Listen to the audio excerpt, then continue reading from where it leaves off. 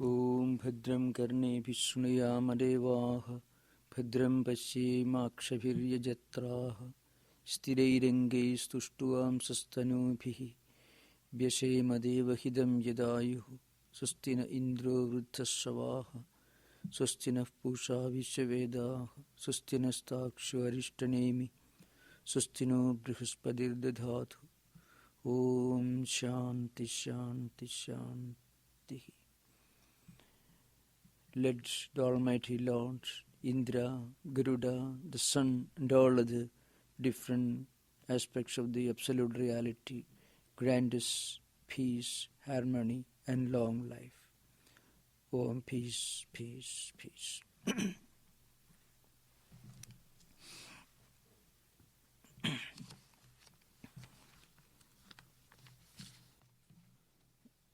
So I was discussing the first verse of the fourth section, the fourth chapter, or fourth prakarana of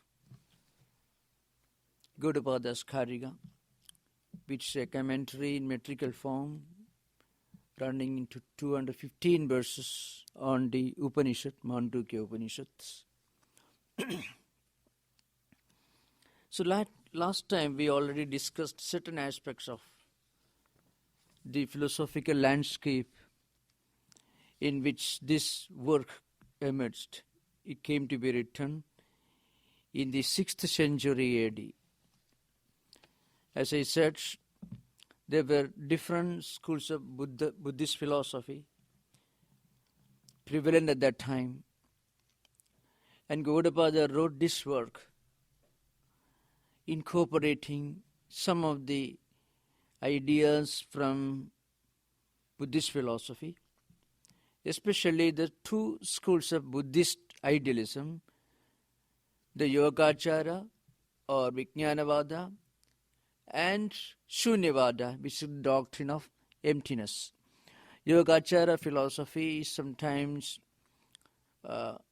dismissed as some kind of puerile subjective idealism, which is a view not accepted by modern Buddhist scholars. I shall give a philosophical background. Now, to begin with, Mandukya Upanishad and Mandukya Karika approaches the absolute reality from a particular angle, from the angle of our common sense experience of daily life. Human experience can be divided into three levels: the experiences during waking state, dream state, and deep sleep state. Gaudapada points out that both the waking and dream states have many similarities. In waking and dream states, there is objectivity. There is the appearance of external objects. There are some differences, but still there is one similarity, and the similarity is the appearance of external objects in both the waking and dream states. In waking stage, these objects are visible. We can interact with these objects not only with mind but also with our five senses of perception, like the eyes, the ears, the sense of touch, sense of smell, and also with the five senses of action, like hands, feet, and so on. Now Gaudapada says in dream states also we interact with external objects. The external objects do exist, but the way we interact with them is somewhat different. In dream state, mind alone projects objectivity. Objectivity doesn't depend upon the appearance or existence of external objects in dream state. Rather, objectivity depends upon the mental projection from memories and impressions. This was already pointed out when we discussed the early chapters, but all these points should be kept in mind for a thorough understanding of the fourth chapter, which is supposed to be one of the most celebrated philosophical treatises, especially when you read these verses along with the great commentary of Shankaracharya. It was Shankaracharya's commentary that made this fourth chapter such a celebrated philosophical treatise, it was a subject of discussion among many Indologists, among many scholars, especially during the first half of 20th century. Just right from the days of Schopenhauer, who first happened to read the Latin translation of 50 Upanishads, which is complete in 1801. From that time onwards, till about, say, the later half of, till the beginning of 60s, in the last century, these subjects were discussed, debated, and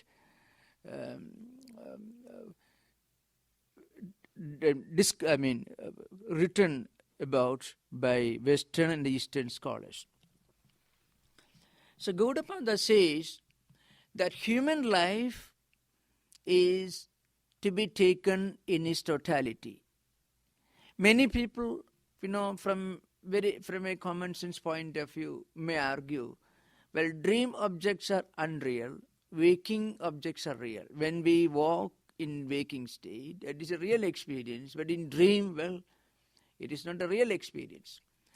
The argument to counter this point of view is this, that for the dreamer, dream objects are as real for the person who is experiencing different things, going through different experiences in waking state.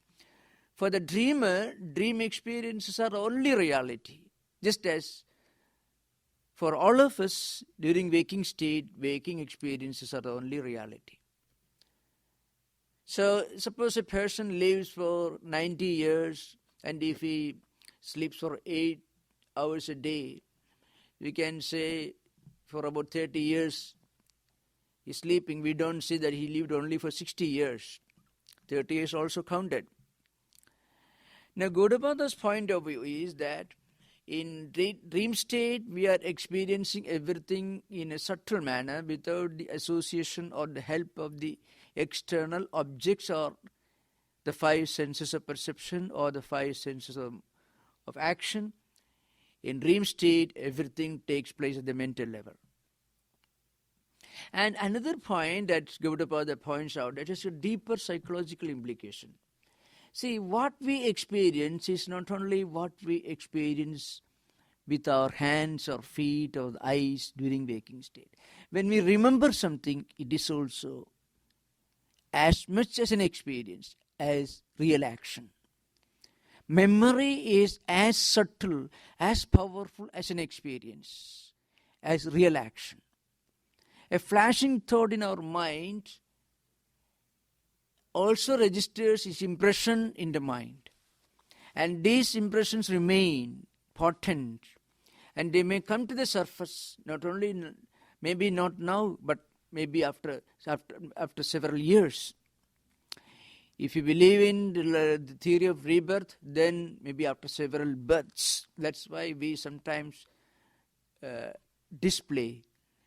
exhibit certain special characteristics which we have no way of fully understanding or comprehending in the light of our experiences in this life. It's possible. So many of these mysteries are explained in the light of law of karma and rebirth. Of course, based on the belief that every action verbal, mental, intellectual, and also physical, will leave an impression in the mind. And that impression continues to outlive the body and will form a strong background which constitutes our character, which again determines our actions. Now, in this chapter, Gaudapada uses a very interesting simile, which is called the fire circle simile.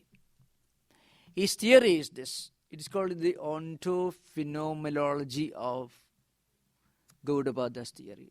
Means what is the ontological status of the phenomenal experiences? That's the idea behind. The phenomenal experiences are constituted by names and forms. Whatever we experience in association with names and forms. Gaudapada's theory is that this world has no real existence. This world, in the absolute sense, is non-existent. Only consciousness or Atman exists. Then why do we experience this manifoldness of phenomenal world? So he gives a simile. Suppose I already explained last time, you hold in your hand a lighted torch and you rotate. And now, depending upon how you rotate, you will be forming different circles with the fire. Now, these circles or different forms are really a matter of illusion, imagination. They do not originate from the lighted torch.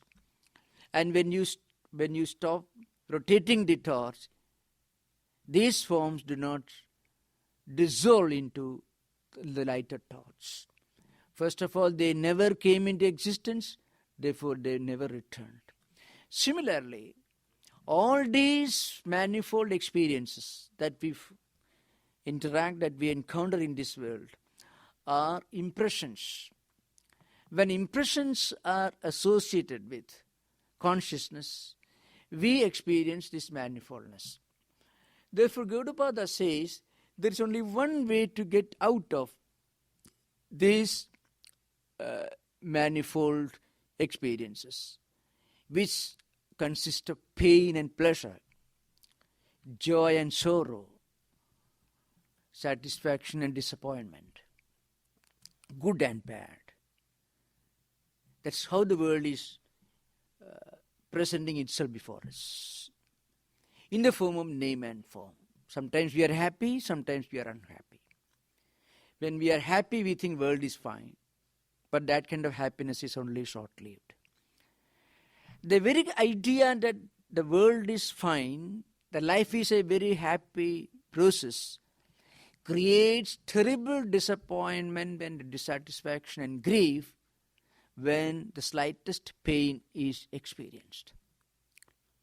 You will never feel pain unless you are fully convinced that the world ought to have no painful experience. When we think that the world is always in its natural condition, always a matter of pleasure and happiness, then naturally we feel terrible dissatisfaction when we have to encounter a painful experience. Therefore, Gaudapada puts forward one very interesting doctrine here. It is technically, you find in science called Asparsha Yoga. Sparsha means contact. See, how do we experience pain and pleasure? Because we associate Atman with this manifold experiences of names and forms, pain and pleasure. On the one hand, there is the absolute reality, the Atman. We are the supreme consciousness, the all-pervading reality, which is beyond both pain and also pleasure, and therefore it never suffers grief because it never enjoys. Anything or anybody who experiences enjoyment and happiness will have to experience pain and grief. So, this Atman is beyond both pain and also pleasure.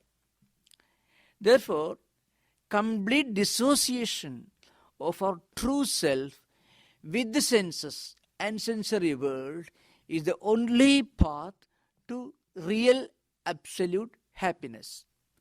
Real absolute happiness is different from empirical happiness. Happiness associated with some empirical material satisfaction is momentary. But happiness which goes beyond this momentary satisfaction, happiness, a sense of happiness which helps us, well, there is nothing more to be gained. That experience comes when mind is totally disconnected with the world of senses. So long as mind is connected to the world of senses, there will be pleasure and invariably there will be pain also. But the moment we dissociate mind with the world of senses, then mind is no more mind, mind is Atman. Mind itself is called mind in the ordinary sense when it is in a state of flux, constantly changing. When that mind disconnects itself from the world of senses, of pain and pleasure, then it is in a state of perfect tranquility, peace, and real absolute happiness. This is what Gaudapada calls Asparsya Yoga, a very important contribution of Gaudapada to Advaita philosophy. The idea doesn't originate from Gaudapada, but the idea was given a new turn and a great philosophical emphasis by Gaudapada. Now, this idea was later incorporated by Buddhist philosophers, especially in the Yogacara and Shunyavada systems of Buddhist philosophy, which are the two schools of Buddhist idealism.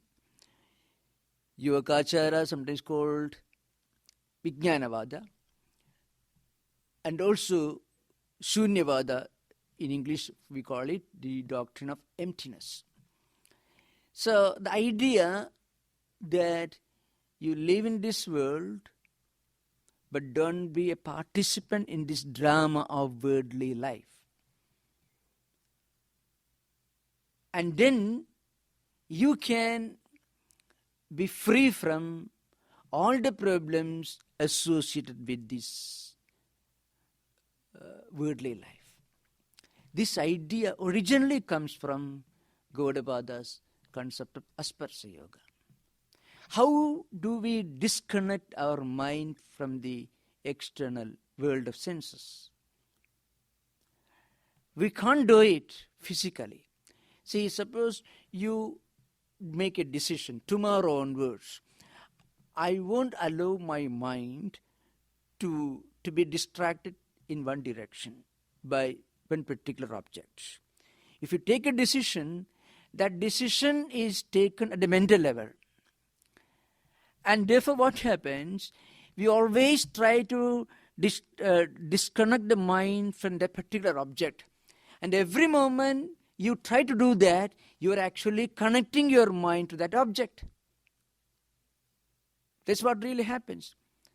Real disconnection takes place when the mind never thinks of those objects. If the mind constantly struggles to disconnect itself from that object, psychologically, the mind is always intensely connected to that subject. Therefore, how do we disconnect the mind from these things? By understanding the truth that these worldly experiences, these manifold worldly experiences, are all momentary experiences. They are not real. We take something seriously only when we think it is real.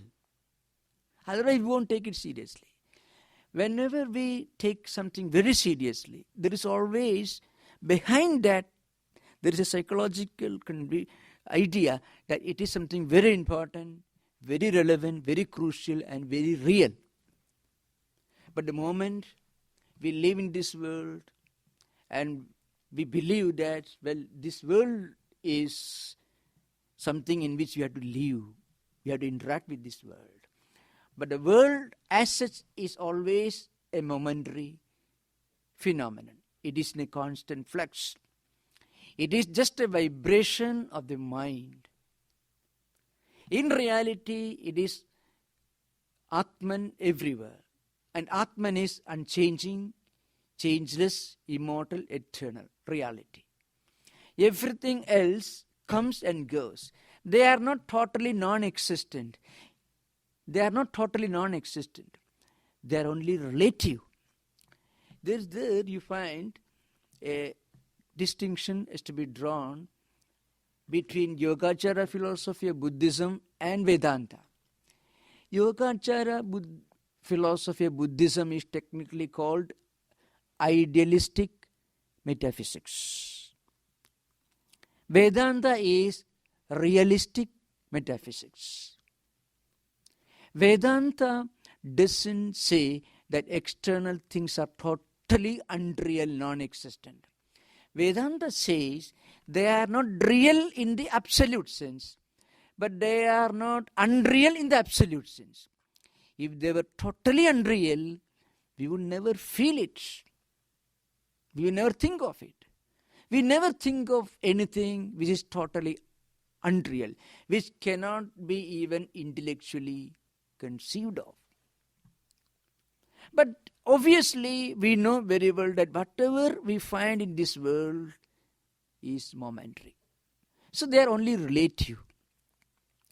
So Vedanta says these external things are not absolute realities. They are only relative. So real philosophy of Shankaracharya is realistic metaphysics, but Buddhist Yogacara philosophy or subjective idealism is called idealistic metaphysics. We totally reject even the relative existence of external things. While admitting that external objects are momentary, the subjective idealists of Buddhist tradition argue because they are momentary, they are totally unreal. That creates a problem for us. If we are told that these external things are totally unreal, they are all imaginations, then how do we explain the experiences that we undergo in our everyday life? So, Vedanta steps in and gives a realistic turn to philosophy and says that these external things are relative. They are not absolutely real. That gives a logical explanation to the experience in this world, to the reality of external experiences in this world. At the same time, it also points to a higher reality which is behind all this. For that, Vedanta brings in the doctrine of Maya. Maya or ignorance. This is a very scientific and psychologically very rational explanation of why we live in this world, why we experience what we are experiencing. It's a very, very logical explanation. I have attempted this a few times, but it's very important, especially when we begin the 4th chapter. Maya doctrine says this much. The external things are not absolutely unreal, because if they were unreal, we won't experience it. Nor absolutely real, because if they were absolutely real, they are eternal. In that case, we can't say consciousness or Atman is the only reality. So these external experiences are given the ontological status of relativity. This is at the ontological level. At the psychological level, Vedanta gives a very interesting explanation. We always feel a kind of uncertainty, unpredictability in our life. See, we know very well how a machine works because we have programmed an artificial intelligence to the machine. So we can be very sure how that machine is going to work. But we can never be sure as to how our mind is going to function. It is impossible. Because we can control everything in this world except our own mind. There are millions of people in this world who would like to be saints and sages and philosophers. But not all of them succeed. There are many people in the world who want to do great and good things, but they do not always succeed. Really, they want and they try, but at the last moment, they find that their mind is not willing, the mind is not allowing them what they would like to do. So what is the reason for it? On the one hand, we can say our inherited characteristics and the pull of our previous karmas or actions may be behind. So this uncertainty can only be explained in terms of Maya. Means a mental condition which is real in an empirical sense, but unreal in the absolute sense. Swami Vivekananda, trying to explain how Maya works in our ordinary life, gives an explanation. A mother brings up a child with all love and affection. It could be the other way also. Maybe father, good maybe. And that child becomes a rogue, and still the mother cannot detach her mind from the child. There are many things that we won't like to do, that we would like to avoid doing, but we do. And there are many things, many great things that we would like to do, but we cannot. So this uncertainty is sometimes explained as a manifestation of Maya at the psychological or individual level. At the cosmic level, it is the explanation of the relative world. At the psychological level, it is the explanation of a psychological pull that is beyond explanation. But the moment we understand it is Maya, we are out of it. But this is possible. This understanding is possible only when we realize what is behind and above all this. That is the Atman. The moment we realize that we are the Atman, we are not just these psychophysical mechanisms. We are something beyond all this. We are the all-pervading reality. We are not these physical bodies which come and go. We are not even the minds which enjoy and suffer. We are not just a set of senses, mind and intellect, a complex mechanism which functions in the world, suffering and enjoying, tossed about by the fate or by our own instincts and characters. But we are in reality the supreme consciousness, the Atman, the all-pervading reality, who is essentially the blissful reality. The moment we realize this, we are out of this Maya. So, Gaudapada's first verse in the 4th chapter begins as a prayer, as an invocation, as paying homage to great spiritual personalities who have realized this truth. I have already explained this, but I shall just refer to this. Jnanena akasha kalpena dharman yo gaganopaman jnaya abhinnena sambundhas tam vande dupadam varam. Gaudapada uses the term Buddha.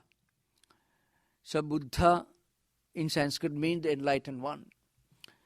Gautama Buddha also can be taken as an example. So I already explained, so I won't repeat again. That supreme spiritual person who has realized his true nature as Atma,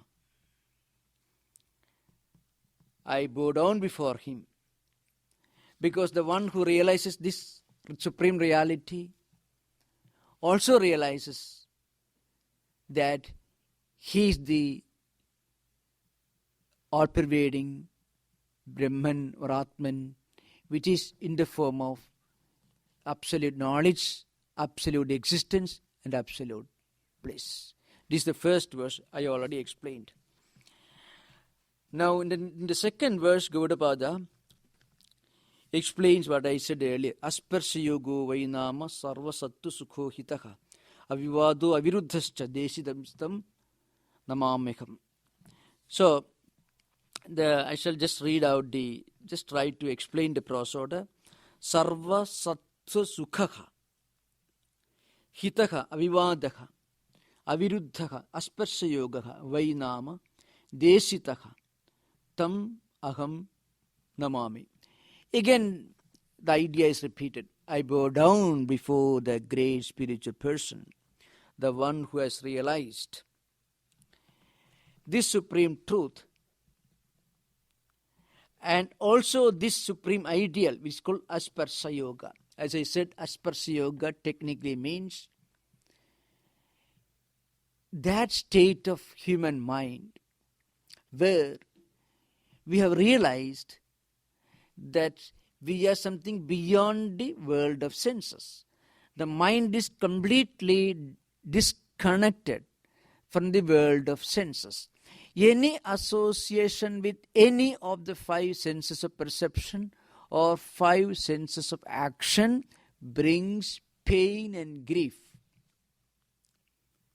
As I said earlier.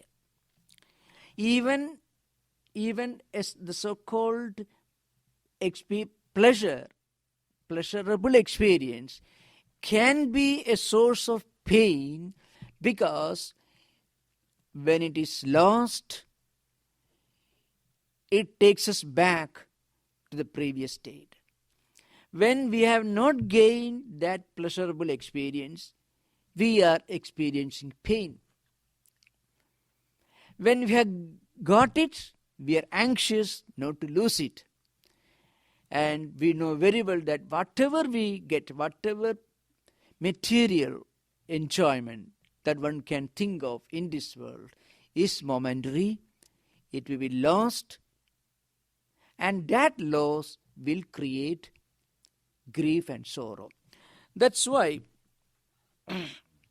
Gaudapada says, this Asparsa Yoga, this attitude, this spiritual state of human mind, when mind is completely free from any association with the senses or sensory objects, it is sarva sattu sukha, means it is the source of supreme joy and happiness and tranquility for all beings. In a way, from a psychological angle, we are all searching for some kind of dissociation from the world of senses. People go to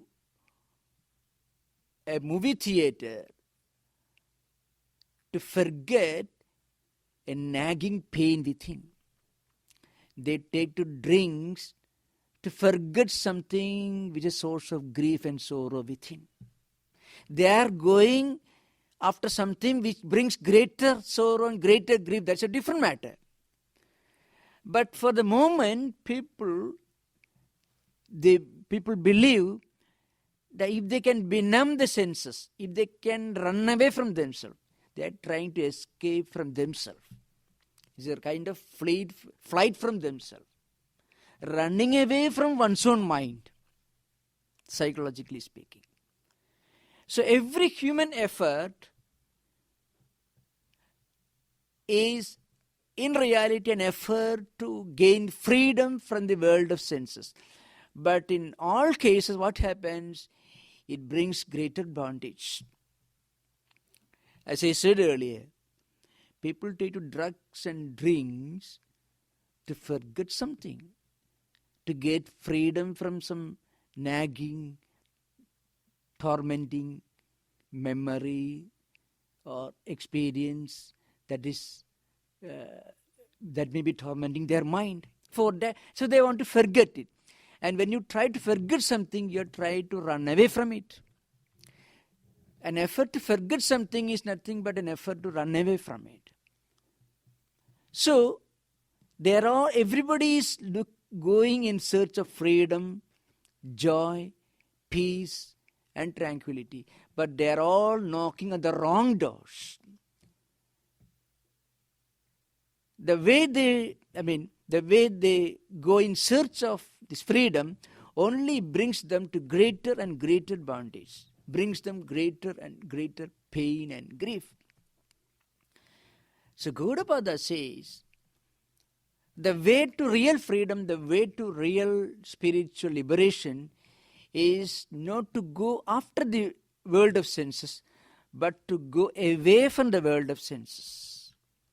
As I said earlier, this is not possible by psychologically taking a decision not to do something. It's a mental decision, because mind will always try to disconnect from something, and that effort to disconnect connects it to that object. Sometimes I said earlier, there is an interesting story.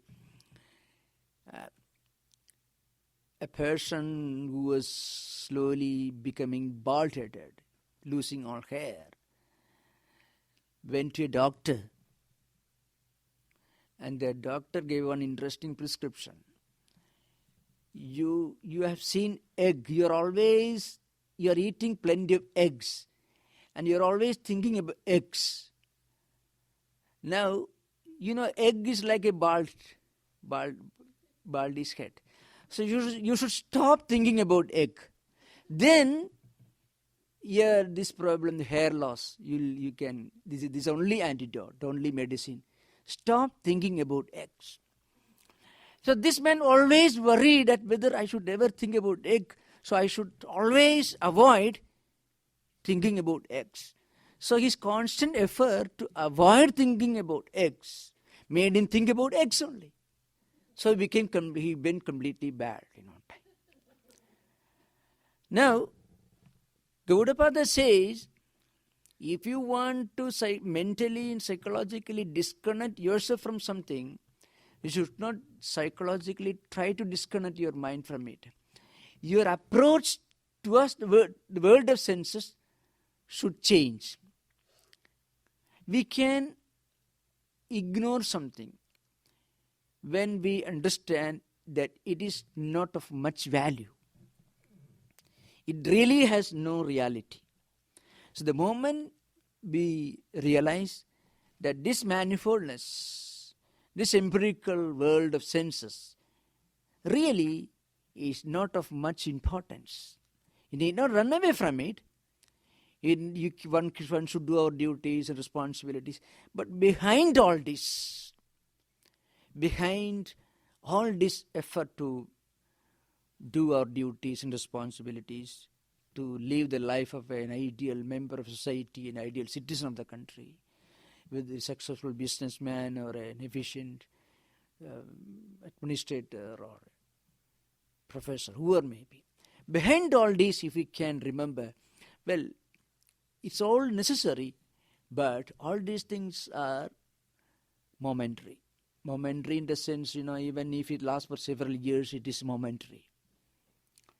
In Buddhist philosophy, it is called Kshanabhangavada, Kshanikavada. That's a basis, that is one of the pillars of Buddhist philosophical tradition. in a broader sense, we can say anything which is not eternal is momentary. Moment need not mean just 1 minute or 1 second. According to Vedanta, Atman is the only reality. Even the world, which may be 13.8 billion years old, can be considered to be, the universe can be considered to be momentary, in the sense it's not eternal. It originated sometime in the past, and it will cease to exist sometime in future, or it will change its form and shape. So behind all this, there is one absolute reality, which is Atman. So even while being engaged in our daily duties and responsibilities, if we can keep somewhere in a corner of our mind the idea that these things are not eternal, these things come and go. Even while enjoying a promotion in your profession, even while celebrating a success in business, we can keep somewhere in a corner of our mind that, well, it will come, it will go. It is not eternal. This attitude will save us from a lot of grief, pains and sorrows and undesirable experiences. Now here, we are not psychologically trying to disconnect our mind from these things. We change our attitude towards these things. We realize the fact that these things are not eternal. The moment we realize that these things are not eternal, then mind slowly gets disconnected. It doesn't mean that we should be negligent, or no, never. But too much of obsession with worldly enjoyments and pleasures, which always brings grief and sorrow later on, can be avoided by disconnecting the mind from the world of senses. That's why Vedanta philosophy says that if we succumb to the tyranny of the senses, it is spiritual slavery, spiritual death. But if we get freedom from the tyranny of senses, it is spiritual liberation. That's the idea behind. So that's why Gaudapada says this aspersya yoga, this attitude of dissociating or disconnecting the mind from senses, from the experience of pleasure and pain, is the one way for real peace and tranquility of mind. That's what Gaudapada says. Every other effort gives a momentary distraction, but it will only bring in greater grief and greater sorrow. So he says, therefore he says the Sanskrit word is used, sarva sattva sukha, means it is the source of joy and peace and tranquility for all people. Disconnecting the mind from the world of senses. Keeping the mind in a state where it is convinced that it is the all-pervading Atman, Supreme Consciousness. And then the mind is no more a mind. Normally what we call mind in Vedanta is nothing but the vibration of impressions and tendencies. Fluctuating vibrations of impressions and tendencies. That's what we call stream consciousness, William James called. That's what we call mind. So, but this fluctuation, this stream consciousness exists only if the mind is connected to the worldly objects through senses. The moment this connection is gone, then mind is no more mind. Mind is in a state of perfect tranquility and peace. Then you realize you are the Atman. One may ask the question, why is this possible? Constant reading of these verses, or reminding ourselves of this truth, is one way.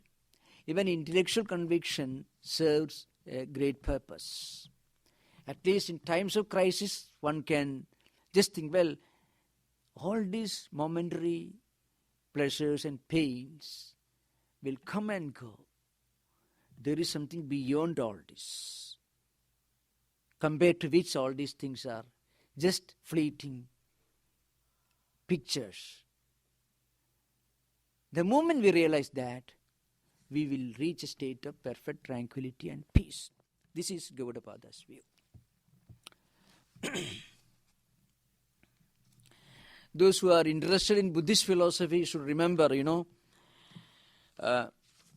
in Buddhist philosophical tradition, whenever Buddhist philosophers use the word Atman, Buddhi, etc., they are really talking about the internal organs, Chittam, Jivatma, and so on. Of course, those ideas are not relevant in this particular context. I will try to explain this earlier. Then another adjective which the author uses is avivada, means there is no doubt, there is no difference of views with regard to the fact that the moment we go beyond the ideas of pain and pleasure, we experience that eternal, everlasting tranquility and peace. That's the idea behind it. Now we'll go to the next verse. If you have any points that you would like to raise, we'll discuss. We have about 10 minutes, 5 minutes we have. Anything that you want me to clarify further, you can ask.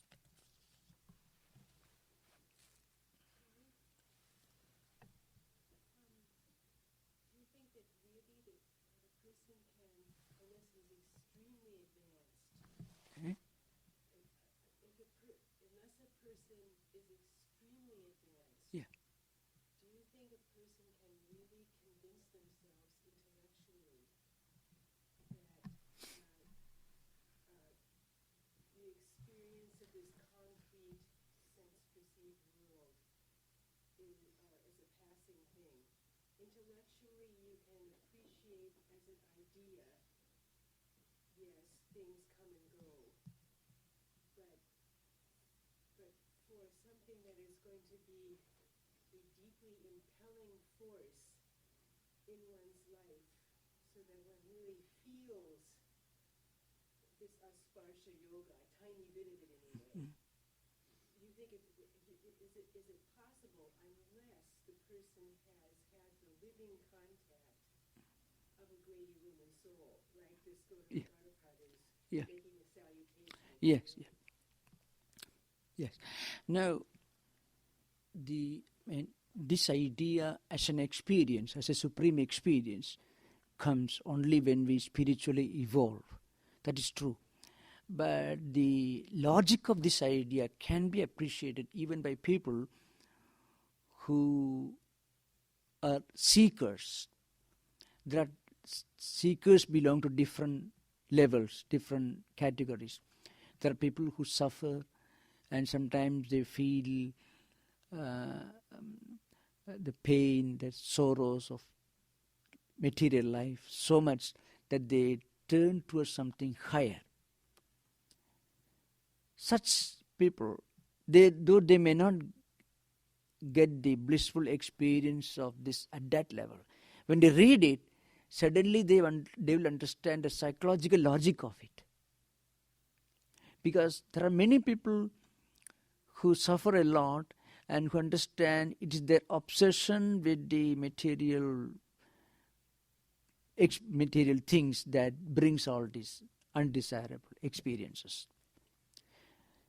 Such people sometimes take a new turn as a way out of these problems. So they get the intellectual conviction. So once you get an intellectual conviction, that intellectual conviction can be brought down to the mental level. As I said, there is always a gap between the intellectual and the mental. An intellectual conviction may not always be helpful in times of crisis. Because all of us live at the mental level, at the emotional level. 99% of our life is at the mental level, not intellectual level.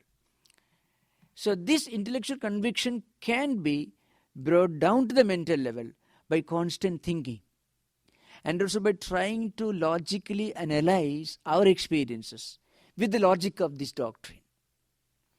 See, if we know that it is our obsession with the material enjoyments, material achievements, desire for material achievements, that's at the root of all these painful experiences, then one will naturally be eager to get out of this. So intellectual conviction sometimes can come down to the mental level if we constantly think. We have to establish a link between this intellectual conviction and our everyday life situations. A real conviction is always, a sincere conviction is always helpful. A sincere conviction. It depends upon the intensity with which this conviction emerges in our mind. That is true. As it is not just a philosophical doctrine, in a way it is psychologically a very rational doctrine. Psychologically. See, every human being is one way or other trying to get peace of mind. What we normally call enjoyment or happiness is nothing but peace of mind. Mind wants to be free from undesirable tendencies, impressions, experiences, thought currents. That's what we want. That's what everybody is seeking. For that, people are knocking at different doors, taking to different channels, very often undesirable channels. So here is a path. Well, and second point is, psychologically speaking, when people do something undesirable, there is always the feeling, or when they have a painful experience, sometimes they have the feeling that that painful experience is permanent, a permanent state. That wrong idea is associated with the experience of pain. It's not so. It's real. That it will be permanent. That idea comes. A child becomes very happy if you give him a chocolate, but he thinks the chocolate gives him some a pleasurable experience which is everlasting. For a moment it thinks so it becomes very happy. But the moment if a child is told it won't give you permanent enjoyment, or he won't go for it. But a child cannot be convinced. Human beings are also sometimes like children. Grown-up human beings are also like children. From a Vedantic perspective, we call it Balaha. So if we can reach a sincere intellectual conviction that the world of senses can only bring us momentary experiences, whether pain or pleasure, then they will not be such a source of distraction. We will not be obsessed with it. We need not run away from it, but obsession can be avoided. People go out of their way to make money, thinking that money will bring everything. They may have read Kant and Hegel and Spinoza and Shankaracharya. They may have read it. They may be well-learned people. But the moment they do something, at that moment they believe, well, that will bring us a permanent peace. So at that moment, if this conviction, intellectual conviction helps them, that comes as a great help. So intellectual conviction has got a great moral value. Constantly if you read and if you think, then slowly it comes down to the mental level from the intellectual. The moment it becomes a mental conviction, then it becomes an attitude, and that becomes a great help, source of help. It should become an attitude. From an intellectual conviction, it should become an attitude in our life. It should influence our attitude. That's why one great one great admirer of Vedanta philosophy, Deussen says, the idea of relativity of external experiences has got a great moral message behind it, great ethical message. Because behind every unethical activities, there is maybe a hidden conviction that these activities will give you eternal peace or whatever, money or wealth or whatever may be. The moment we change our attitude and start looking upon these external things as something which comes and goes, not permanent but momentary, then we won't go after that. These external objects will not be able to dictate to our mind as to what we should do and what should not do. Then becomes a great moral imperative and moral force. That is the ethical dimension of Vedanta philosophy.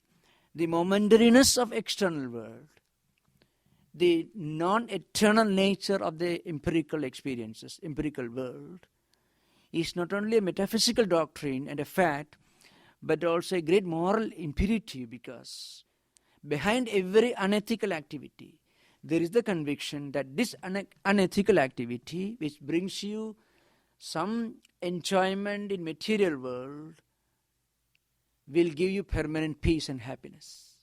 So that wrong notion is removed by the intellectual conviction. Well, this world is all right, but it is certainly not going to be there for all times. That idea. The relativity of external world, empirical world, is a great moral force. That's the idea behind. So we'll continue. Isn't there a lot of people, though, that think that maybe everything is just temporary, and as a result they're like, well, I might as well take the pleasure now, because it's temporary anyways. So having this intellectual conviction that there's something beyond temporary, isn't that a matter of faith? And some people have it and some people don't have it? Oh, well, it depends upon our own spiritual evolution. Vedanta believes, Vedanta says, we have inherited characteristics, tendencies, impressions, not only from this life, from previous life. Whatever we have done in the past, previous life, all these leave behind an impression or a tendency which constitutes our character. And some of these characteristics drive us in one direction. That's why sometimes, in spite of our greatest intense desire to do something noble, at the time of doing we are not able to do that. Sometimes people are tempted, but when they do it only noble things. They do only noble and great and good things. So it works both ways. So what we can do, which means our mind is a bag of tendencies and impressions, both negative and positive. In fact, many psychiatrists try to explain schizophrenia and multiple personality problems in the light of manifold karmas and tendencies and impressions. That's one theory being put forward by professional psychiatrists. Leave that subject behind. Now, the idea is this. If our mind is full of positive and negative tendencies and impressions, how can we reduce the impact of the negative tendencies and increase the influence of positive tendencies? By doing deliberate good actions. Actions need not necessarily mean physical actions. Even if you hear a good word, and if that registers an impression in your mind, even if you think or listen to these ideas, they all will create a positive tendency or impression in the mind. So that will enrich, reinforce the storehouse of positive spiritual tendencies. That will help us to go forward. Right, I agree with that, but don't you ultimately need some sort of experience to That yes, that experience comes when we go ahead. Slowly, that experience will come, because as our mind starts being influenced by positive impressions and tendencies, slowly our mind moves away from the negative, because negative tendencies become increasingly weaker and weaker, and positive tendencies become stronger. So then mind slowly evolves. That's how mind evolves. And as it evolves, at one point you get a flash of some experience, and that helps us to move further forward. That's why even reading a good book, a book which helps us spiritually, by listening to something that is helpful in spiritual life, by thinking something, doing whatever, all these will create a positive impression. It's like money that you deposit in bank, because that will store up these positive tendencies and impressions, which always come to a rescue in times of crisis. Exactly. The mind slowly evolves without our being aware of it often. Right. So thank you. We'll continue the discussion in the next class. Om Shanti.